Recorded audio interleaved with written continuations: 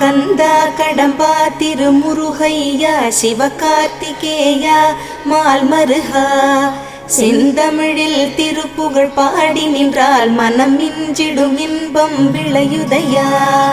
சிரகிரி வேலவனை காண்கையிலே விழிவோரம் கண்ணீர் பெருகிடுமே. கந்த சஷ்டி கவச்சம் போதுவோர்க்கு கந்தன் கருணை என்றும் துணை வருமே.